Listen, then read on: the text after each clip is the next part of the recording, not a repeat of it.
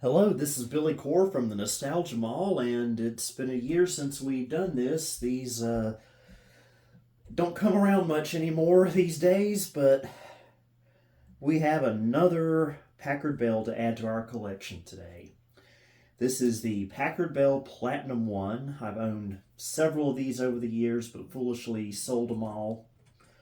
Except for one I actually donated to LGR, who was very happy with it. That was a long time ago, actually, but yeah, it'll be nice to have another one of these. It's in, from what I saw on eBay, it's in really good condition, so probably just needs some cleanup.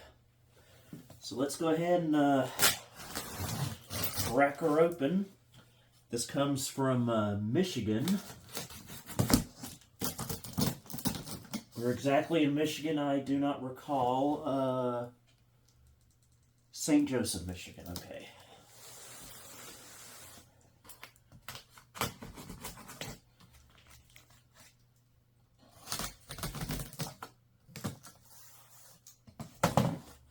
It's a very sharp knife. Be careful. Alrighty. Looks like this was a bigger box that got cut down for size. I've done that before. Okay, packing slip. Paid way too much for this, but this is my annual birthday present. Got yet another power cord to add to the collection. Sorry about that, I was recording in 30 FPS, so just switched it back to 60. Alright, looks like it was packed pretty well.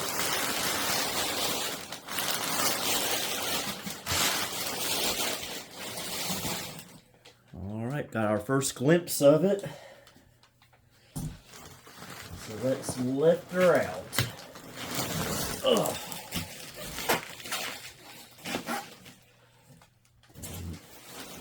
Get this thing out of the way.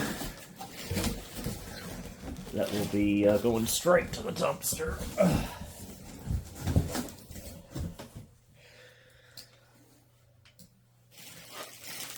And now for the Packard Bell.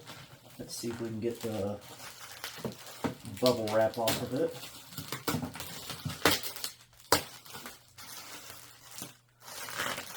By the way, thank you to my lovely wife for purchasing this for me for my birthday.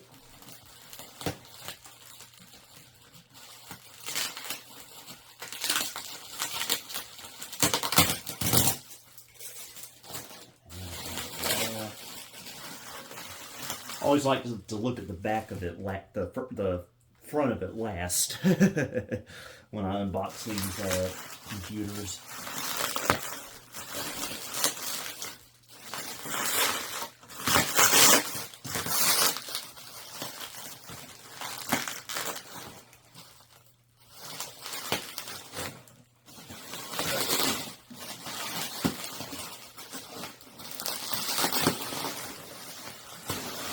Alright,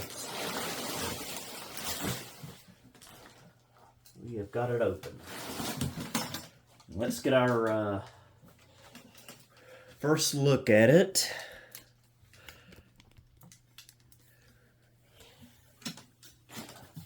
The Packard Bell Platinum I. Could use a little bit of a cleaning. Looks like the top cover is not seated properly on it. That's something that can probably be fixed though. And we'll move over to the back. Actually, let's just go handheld. Okay, here's the back of it. This back sticker is a little bit torn up. Still has the original sound card. And this was built March 26 of 1996. And I can tell by the port layout that this is a PB600 motherboard, which is most famously found in my Legend 822 CDT. Go back over to the front. So it has the original CD drive. It's a quad speed NEC.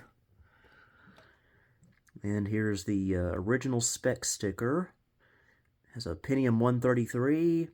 Originally had a 1.2 gig hard drive, but that's been unfortunately removed, which is even more unfortunate because that contained the system credentials, so we won't be able to get those off of this.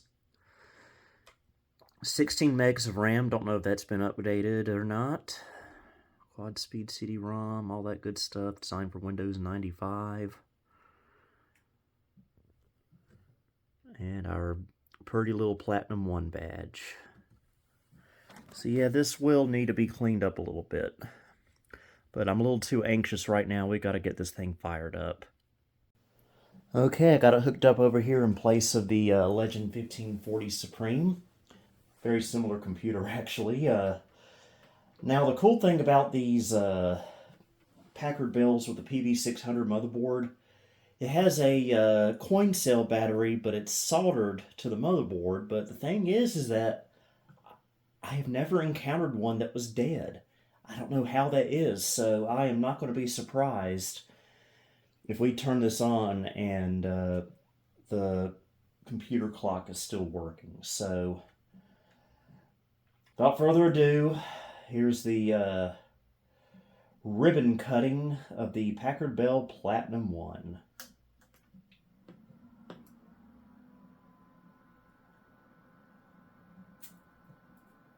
Alright, got a VGA signal. Oh, I love that floppy sound.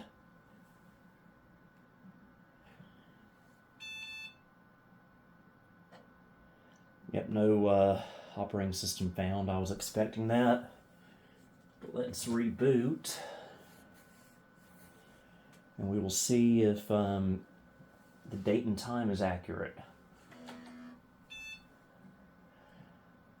Well, it's actually a day ahead, but other than that, that's pretty close. That is pretty close. And it is 2:48 p.m.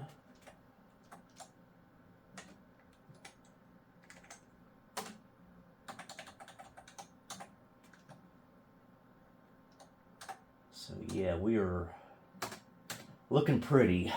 We are looking very pretty. One thing I would like to do, of course, is update the BIOS.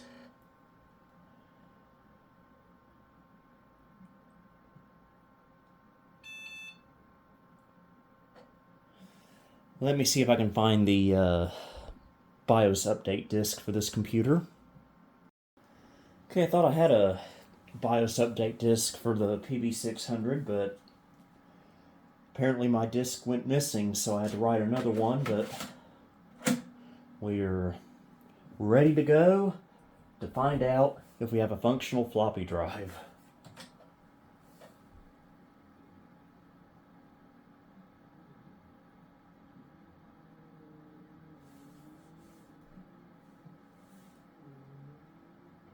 Forgive me, my neighbors upstairs are vacuuming.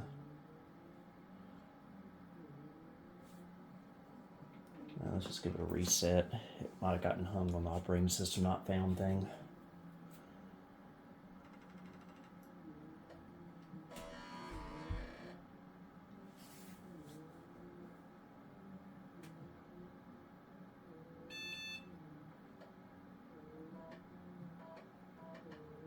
Okay, that sounds promising.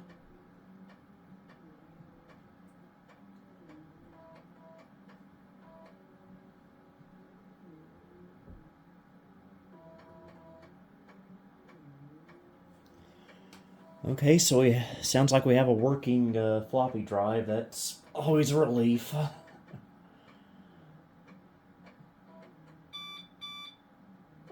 This always makes me nervous.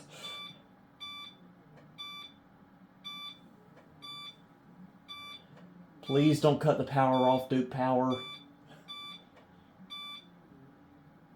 Please, Duke Energy, don't cut the power off. Please don't hit a power pole, car. Okay.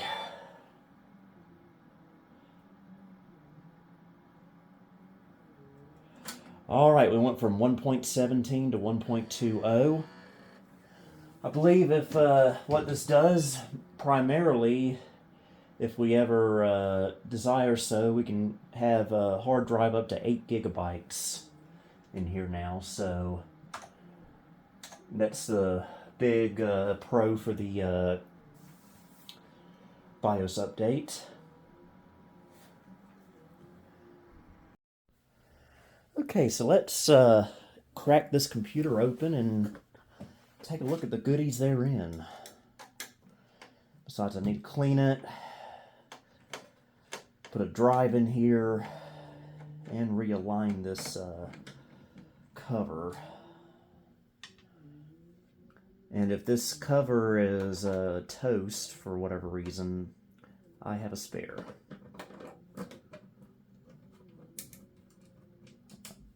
Go. Two of the platinum ones I had at one point were in pristine, beautiful condition. That's why I really regret getting rid of them. This one I'm not. This one I'm going to hold on to with my life.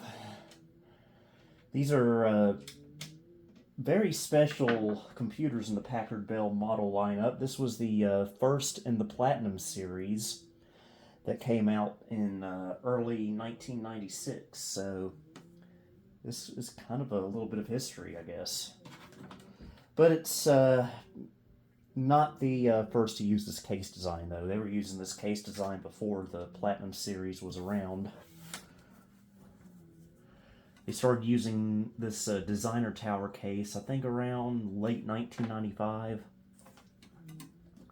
Some people lovingly refer to it as the fat bottom bell case.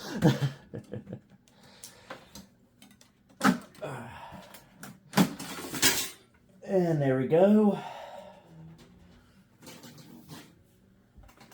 We'll turn it around. And here's our sound card. That's the only expansion slot that's filled. There's our Pentium 133. There's our still functional clock battery. And this has a Cirrus Logic 5430 video chip on it. 1 mega video memory, but upgradable to 2, of course. But unfortunately, I don't have the chips to do that with. And here's where the hard drive would have gone. Of course, they took it out for security purposes. Although I selfishly would have wanted to have gotten the system credentials off of it. So yeah, we're looking good. So what do we need to do now? Where do we go from here? Well, first of all, we need a hard drive, or in this case, a hard drive replacement in the form of a compact flash adapter. I'm sorry, purists, but this just makes things easier for me for switching between software configurations, different OSs. I mean, yes, I do enjoy the sound of a clicking hard drive, but this is one of those cases where I just prefer practicality. So, I guess we can just stick it under the sound card. Take this little blank out. So far, so good with this. We haven't run into any issues yet, although I'm not going to jinx myself, because usually something does wind up going wrong in some form or another when I get a new vintage computer added to the collection. It's just the way my life goes. Okay, I'm looking for the, here it is, there's our hard drive cable. Just gotta figure out how to route it.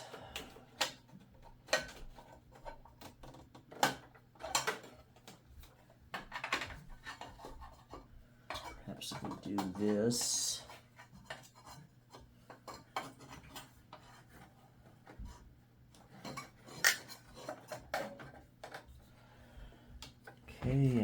to make things easier, we'll go ahead and connect it before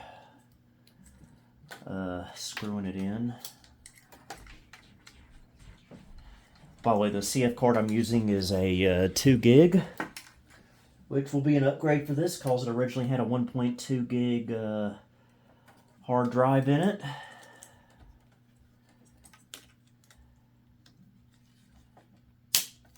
There we go. And we'll plug this part up in a little bit.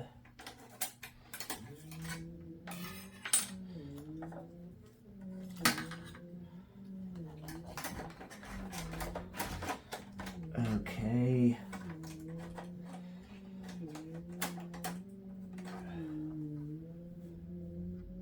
Let's see if this is in properly. I think it is. Well, as good as it's going to get, at least.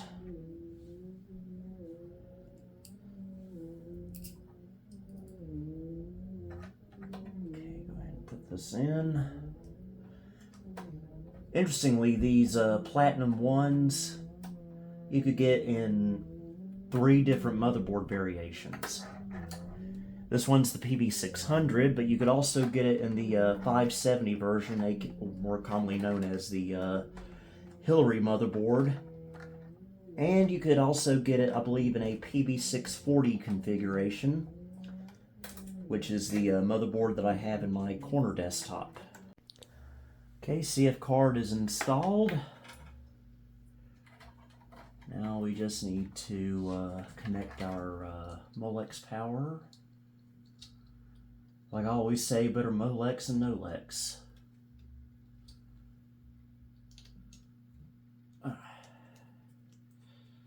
Kind of a cheap adapter here. It's hard to get the pins aligned.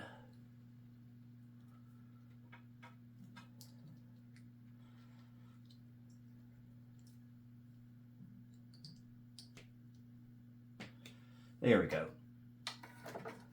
Tuck that away best I can. Now, I'd like this computer to have network access.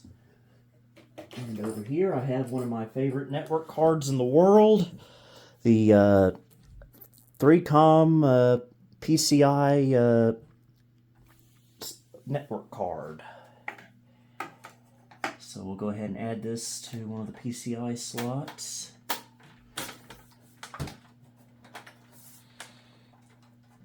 Without knocking the computer over, that would be bad. Also want to upgrade the memory. I just gotta see what 72 pin sticks I have lying around.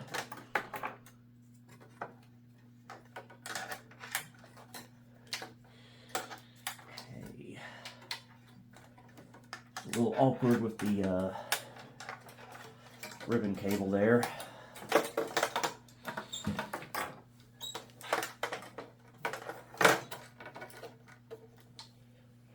We'll do this off camera. Okay, wound up having to go one slot below that because that ribbon cable here was just making things way too awkward. So anyway, let's test it and see if we've ruined this poor thing. Okay, let's hope that this thing hasn't been poached.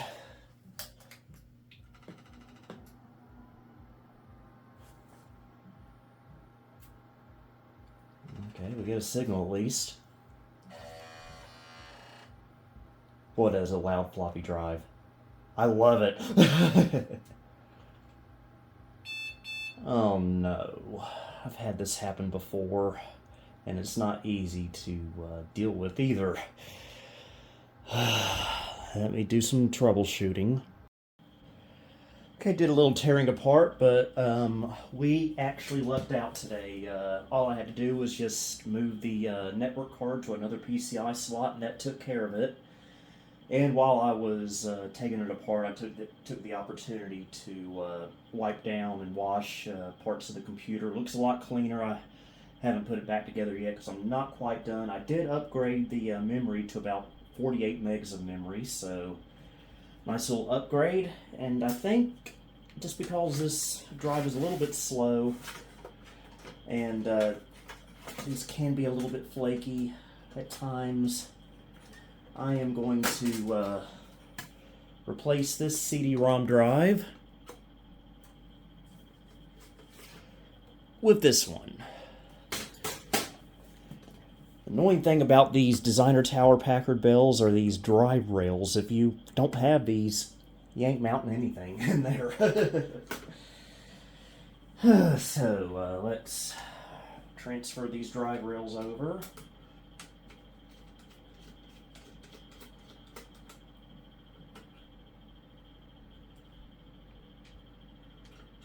Thankfully, the plastic on this computer is not yellowed at all. It was just really dirty.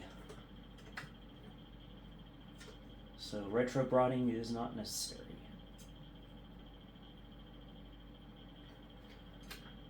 Get it lined up. Okay.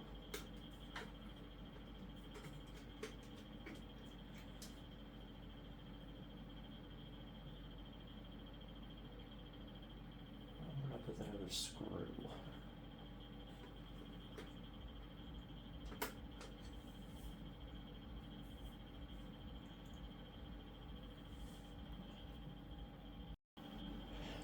Okay, got both of the rails on, so push this stuff out of the way.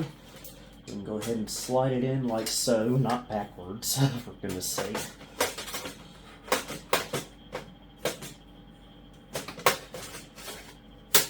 And it snaps in. And I'll connect the necessary cables. There's Molex. IDE,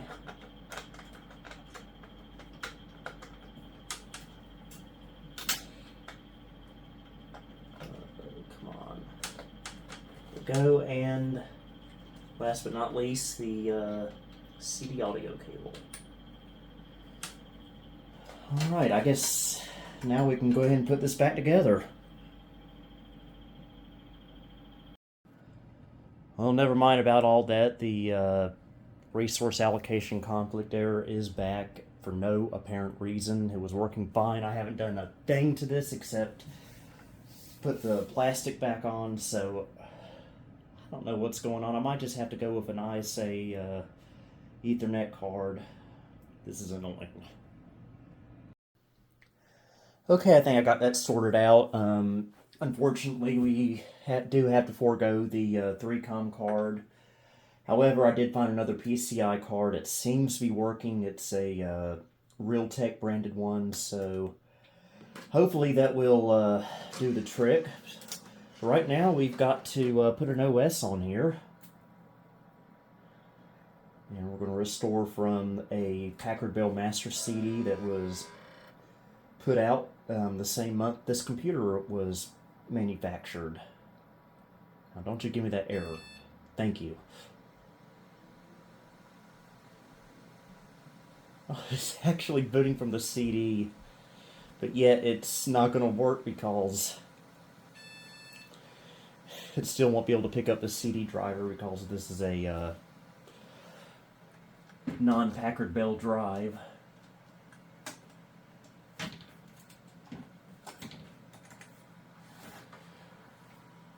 I think we may have to adjust our boot order.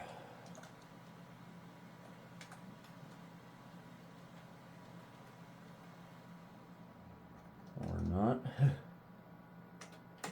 Tell you what, we'll eject the CD until it boots from the disk, because this disk right here has special CD-ROM drivers for non-Packard Bell drives.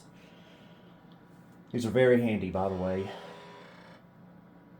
Just have to modify a few files on the original disk.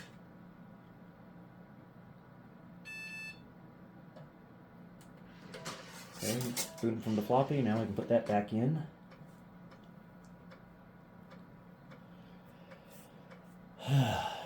Maybe the worst is past us now.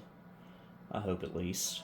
That happens sometimes. You don't get enough memory and it won't load the mouse driver, but you don't really need the mouse for this.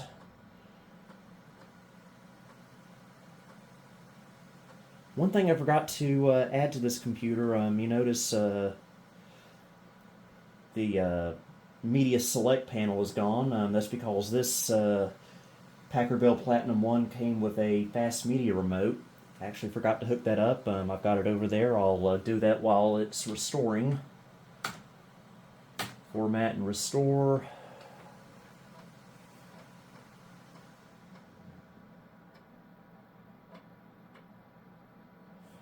Yes, I wish to proceed. Oh, okay. I think we may have to run fdisk.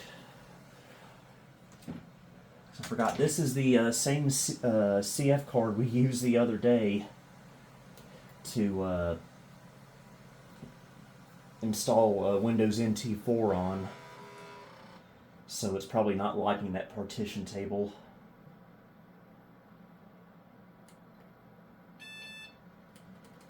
I don't know why the CD wouldn't eject. Okay, I got the partition table reconfigured, so let's see what we can accomplish here.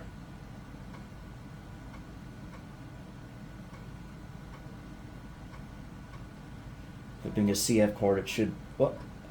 Insufficient memory to load system files. Oh. How much memory do we have? Conventionally wise. Apparently, very, very, very little. To the point that you can't do a darn thing with it. Okay.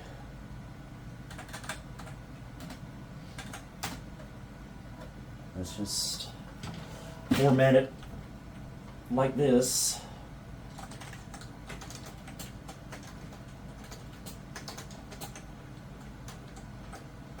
Typing from a weird angle.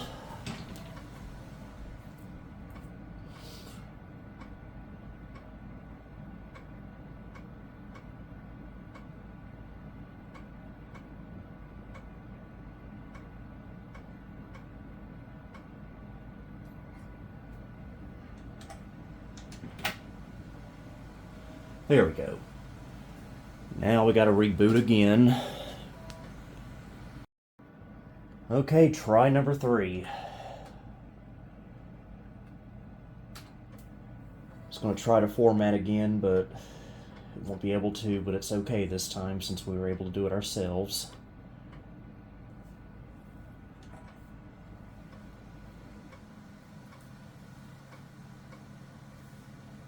Just as long as we can restore the files, we'll be good to go.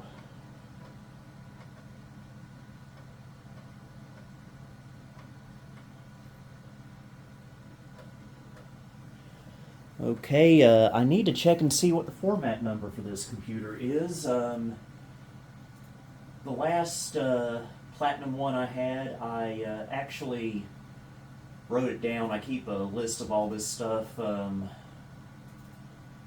So let me, it's an Excel file. I'm on my other computer right now.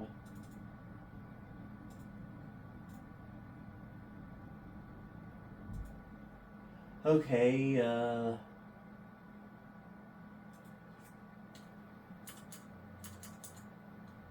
it is 556036.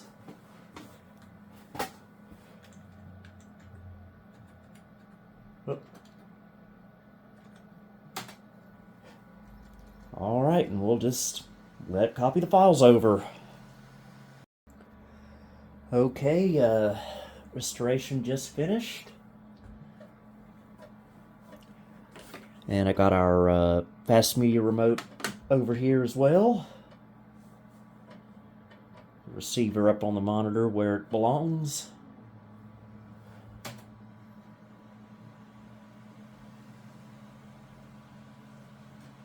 Let's get out of here.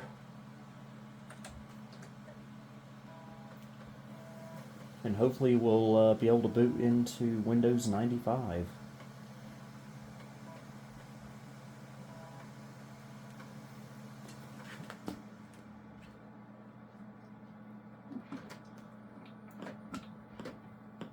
I hit that button twice by mistake.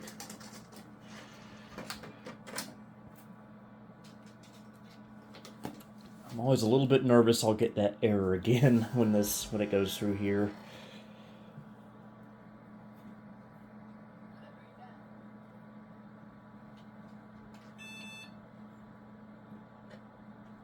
Alright. We are booting. And that's a classic screen right there.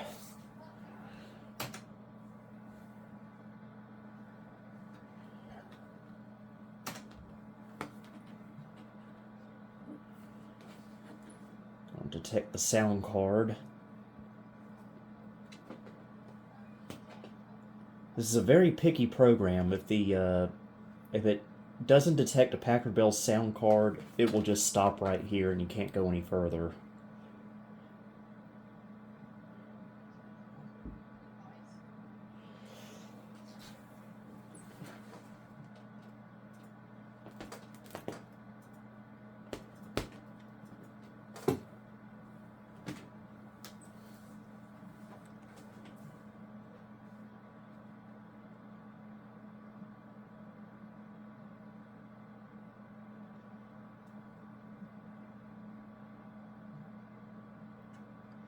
And I've made about all the upgrades I want with this for the time being. The only thing I might do is put my Pentium MMX overdrive in here.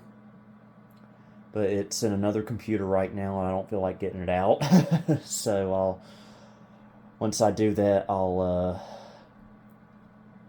put that in here. And it's in my Legend 1540 Supreme, so I don't want to take it out, but if I could find one at a good price, I would like to put a Voodoo 1 in here.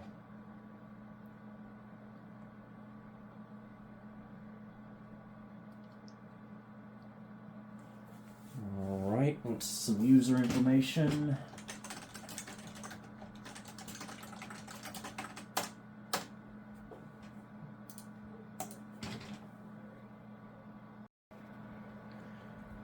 That drum never gets old. Want to see one of the coolest screens in the world? Okay, I don't know why it's using the Panasonic CD-ROM driver. I think that's a bit incorrect.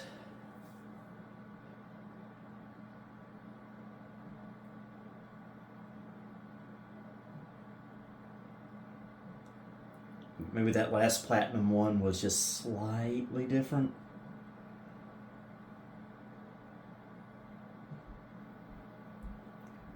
By the way, last time I had a Platinum 1 was in 2015, so it's been 8 years. Glad to have it back. 256 color mode, it appears, so I know that's working.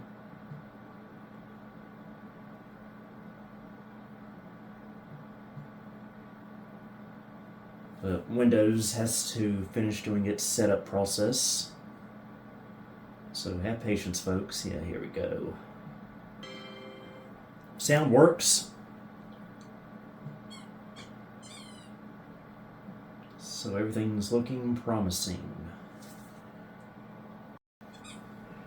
Alright, here we go. First official boot.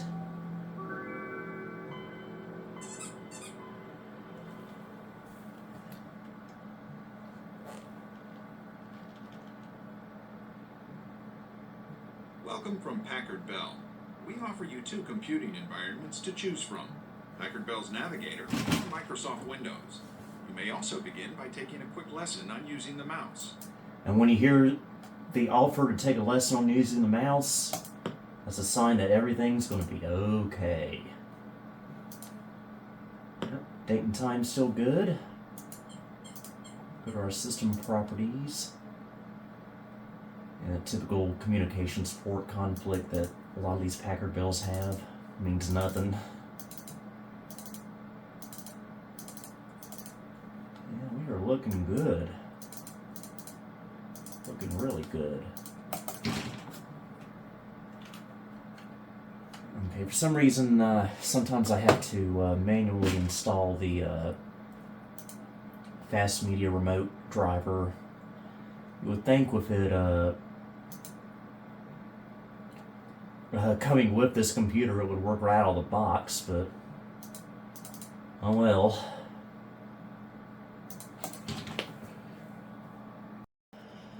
Okay, installed the Fast Media stuff. Is it working? Yes, it is. So we are looking good, folks.